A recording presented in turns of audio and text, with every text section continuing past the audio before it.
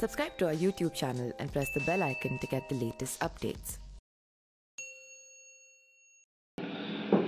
नमस्कार, मेरा नाम पिंटू सिंह यादव है और आप देखना शुरू कर चुके हैं न्यूज लाइव। दोस्तों, रामपुर की सियासत और खास करके उत्तर प्रदेश की सियासत में एक बड़ा नाम रखने वाले समाजवादी पार्टी के दिग्गज नेता और राष्ट्रीय महासचिव आजम खान, उनके बेटे और उनकी पत्नी को जेल की सजा हो चुकी है। इस कड़ी में रामपुर में आजम खान की गैर मौजूदगी में समाजवादी पार्टी की मुश्किलें बढ़ती नजर आ रही है और अब अखिलेश यादव नई रणनीति पर काम करने को तैयार है। क्या करने वाले हैं, पूरी जानकारी चलिए जानते हैं। दोस्तों, बात करें तो रामपुर में समाजवादी पार्टी के महासचिव आजम खान के जेल जाने और दारुल अवाम में दफ्तर सील होने से सपा को बड़ा झटका लगा है। ऐसे में पार्टी के सामने 2024 के चुनाव में अपना अस्तित्व बचाने की चुनौती है, क्योंकि आजम खान, उनकी पत्नी तंजीम फातिमा और बेटे अब्दुल्ला आजम को रामपुर कोर्ट से 7 साल की सजा हो चुकी है और ये तीनों लोग अलग अलग यानी कि रामपुर, सीतापुर और हरदोई की जेलों में बंद हैं और अब चुनाव भी नहीं लड़ सकते हैं। सपा के सामने अब बड़ा सवाल ये है कि पार्टी यहां से किसे चुनावी मैदान में उतारेगी। तो वहीं भाजपा के नेताओं हाई जोश है। बीजेपी अभी इस सीट पर कार्यकर्ताओं के साथ बैठक कर चुनाव की तैयारी में जुट गई है। तो बीजेपी के लोकसभा सांसद घनश्याम लोधी ने अपने चुनाव प्रचार में जुटे हुए हैं। उनका कहना है कि अपने कार्यकर्ताओं के बल पर चुनावी मैदान में उतरेंगे और रामपुर में फिर से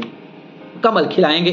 घनश्याम लोधी ने लोकसभा उपचुनाव में सपा प्रत्याशी असीम रजा को हराया था और अब वो एक बार फिर से भाजपा की जीत का दावा कर रहे हैं। तो वहीं सपा जेल में बंद अपने नेता आजम खान के बाहर आने का इंतजार कर रही है। 2024 में सपा का कोई मजबूत उम्मीदवार नहीं नजर आ रहा है जो पार्टी की नैया पार कर सके।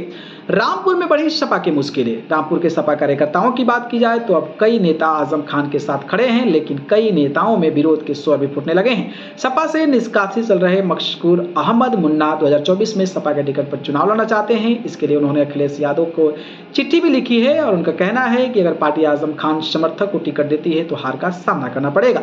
इधर सपा जिला अध्यक्ष वीरेंद्र गोयल का कहना है कि सपा के टिकट तो आजम ही तय करेंगे, जिसे पार्टी देगी उससे हम चुनाव लड़ाएंगे।